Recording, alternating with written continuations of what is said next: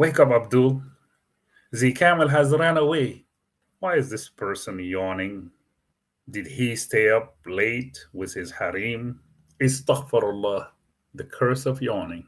Now here we have the reason. Sahih al-Bukhari 3289 narrated our friend Abu Huraira. The Prophet said, okay, yawning is from Satan. And if any one of you yawns, he should check his yawning as much as possible.